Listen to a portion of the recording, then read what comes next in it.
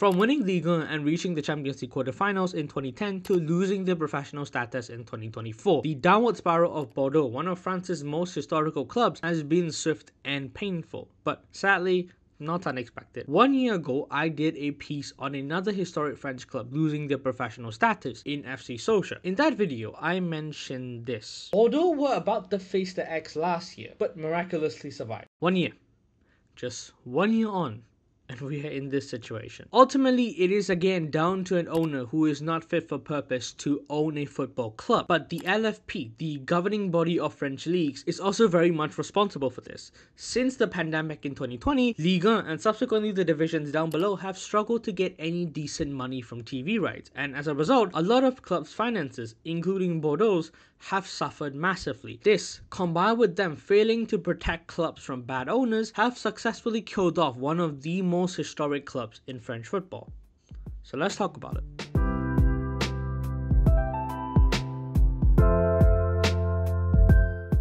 Ladies and gentlemen, my jacket is not with me today because it's in the laundry basket and I have not done laundry. And I'm in some decent clothes because I just got back home from a date and I am too lazy to change. And it's about, 12 at night. So I'll probably record this and go shower. So let's get right into it. Bordeaux was founded in 1881, as stated in their crest, but it took until 1910 for football to be introduced into the club and a whole nother decade for them to play an official match. This was approaching the time that a lot of clubs were pushing for professionalism in the sport, and Bordeaux eventually got their professional status in 1936 and entered the French Football League in the 1937-38 season. I could not find much on their pre-World War II numbers, but post-World War II they were a stalwart in the first division, going on to win it 4 separate times, one as recently as the 2009-10 season, while also having multiple periods competing at the summit of French football. All this while not being mathematically relegated until the 2020s. They were, however, relegated 2 separate times because of administration. The first time happened in the 1991-92 season, but they won the second division and got promoted back instantly. Nothing serious. However, the second time would not be so plain sailing.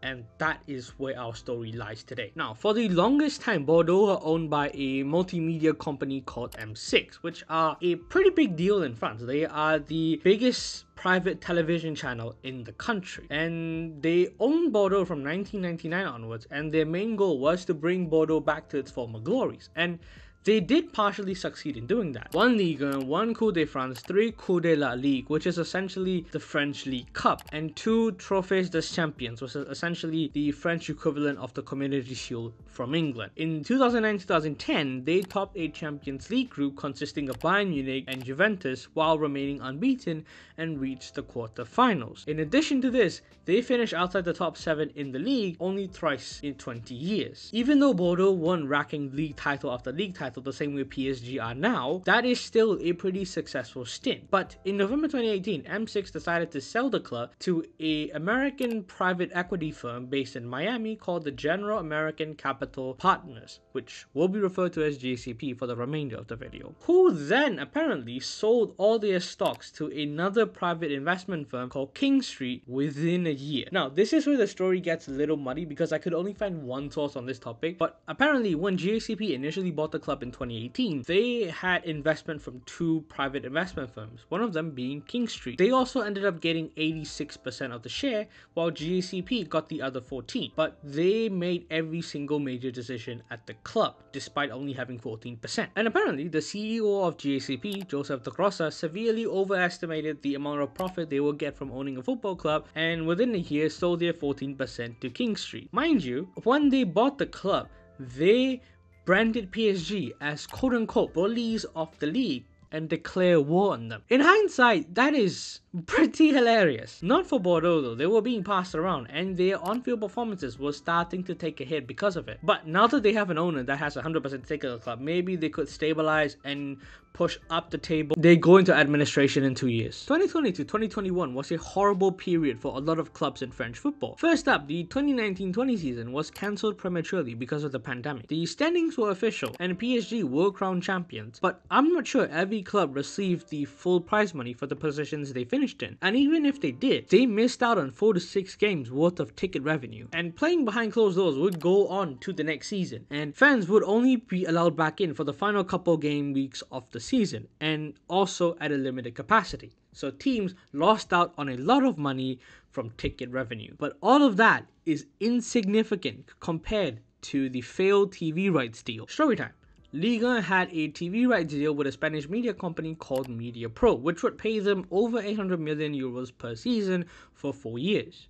Turns out, Media Pro were frauds, and they did not live up to their end of the bargain for more than 4 months. The worst part is, Media Pro tried to do the same thing to Serie A few years ago. So, essentially, the LFP have screwed over every club in Ligue 1 and soured its relationship with its previous TV rights owner, Canal Plus, solely from the fact that they did not do their own due diligence. Eventually, Canal Plus will come back in for the season, but at a cut price deal that is significantly lower than the initial expectations, and that significantly impacted every club's finances, including Bordeaux's, which led them to administration. And when it was time for King Street to put money where their mouth is and put money into the club to save them from administration, they refused to do so, stating how they would no longer put any money into the club. Very similar to another French club I covered. Eventually, the club were bought out by a Luxembourg Spanish businessman called Gerard Lopez, and they can officially restart their revival. Unfortunately, the season immediately after, they would finish rock bottom in Ligue 1 and were sent packing to Ligue 2, and would have been sent down to the third division by the DMCG if it weren't for a successful appeal. This is the point that I mentioned in my previous video, and if it weren't for the sale of Sekou Mara to Southampton, I think it would have been curtains then and there for Bordeaux. And now the grind begins to get back to Ligue 1.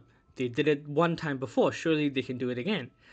Well, not quite. Their finances are already at the brink due to the last 3 years, and add to that limited revenue due to the fact that they're in the second division. Bottom line, they need to get promoted immediately, which they didn't. But they did come close to it. They were in the top 2 for the majority of the season and only dropped down to 3rd in the penultimate match day. Pure agony. Their next season would go less according to plan, finishing mid-table in Ligue 2, and by that point, it's already too late. Their financial deficit is large enough for the DMCG to take notice and relegate them to the 3rd division. The club tried to appeal, but later withdrew it. With their current owner, Gerard Lopez, also refusing to put money into the club, they needed investment from elsewhere, and they nearly got it from a group called Fenway Sports Group, also known as FSG, also known as Liverpool's current owners. But they pulled out last minute, leaving the club stranded. And as of July 26, they put out a statement saying how they're going to file for bankruptcy and let go of their professional status to avoid future sanctions from the DNCG and play in the 3rd division. Losing professional status means every player on a professional contract gets their contracts terminated, their training center as well as their academy, which is one of the best in the country, will be shut down to save costs. And just like that, one of the biggest clubs, one of the most historic clubs in French football is gone. I've seen a lot of people blame FSG for this. I don't understand why, because they are a private investment company who took a look at a club that they thought they could save and financially gain from, looked at the finances, realized it's not really profitable for them, and they backed out. They didn't really put the club in this position in the first place, and they didn't really harm the club in any way, apart from give them some false hope. The man who should be blamed, however, is their current owner, Gerard Lopez. Now, I wanted to take a look at Gerard Lopez's history with investments, especially with sports teams. The guy is not a stranger to investing in sports teams, and he's also not a stranger to putting down sports teams. He used to own Lotus F1, and if you're familiar with F1, you know the fate of Lotus. If you don't, they essentially got sold back to Renault because of severe financial difficulties. He's also owned a Belgian site called Mouscron. Apologies for the bad pronunciation. You want to know what fate they suffered? Take a guess. Correct. Administration. He's also allegedly being charged with forgery for suspicious transfer of funds between Lotus F1, a Luxembourg football team, and a Hong Kong-based investment company. You know the guy's a fraud when a European has an investment company in East to Southeast Asia that he's sending money to and from. He's also recently bought a Portuguese club called Boa Vista, in a similar situation to when he bought Bordeaux.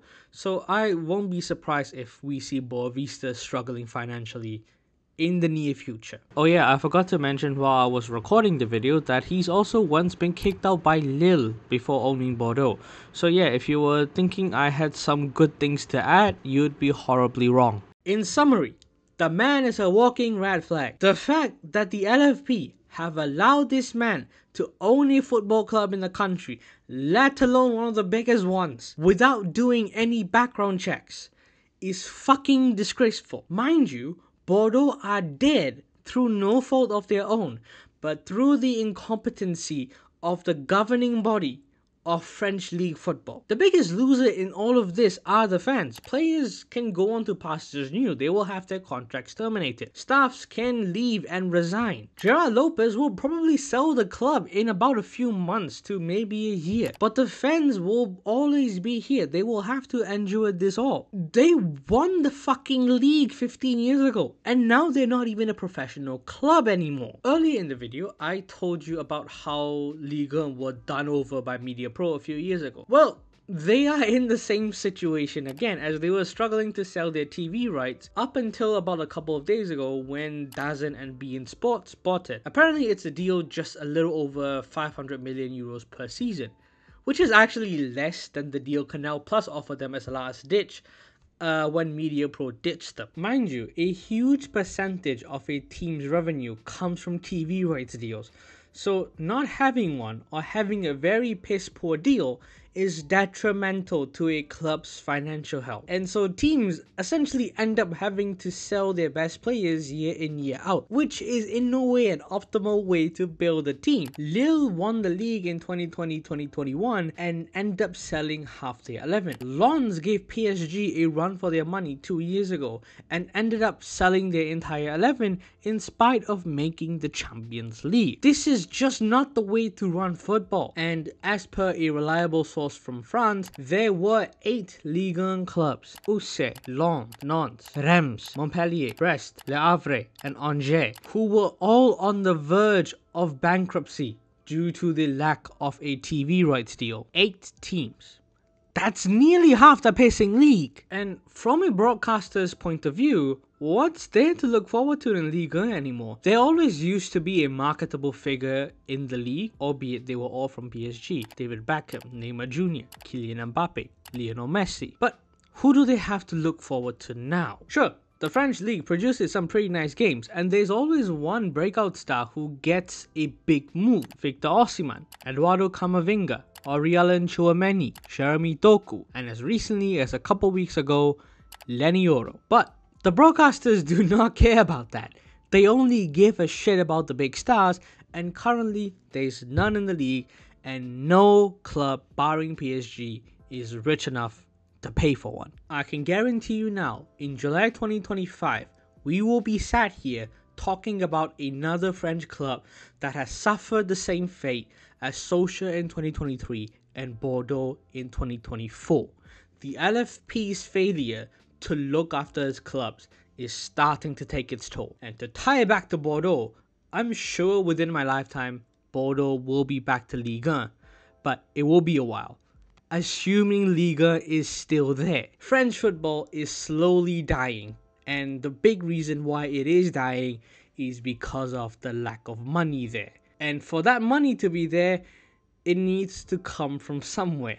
And right now, I don't know where that money is coming from. But assuming French football is alive and healthy, and Bordeaux has the right owners and the right set of players and the right set of infrastructure back, they will definitely find their way back to Ligue 1. But it is a long road ahead. And I hope for the fans' sake, as well as French football's sake, that they do find their way back as soon as they possibly can.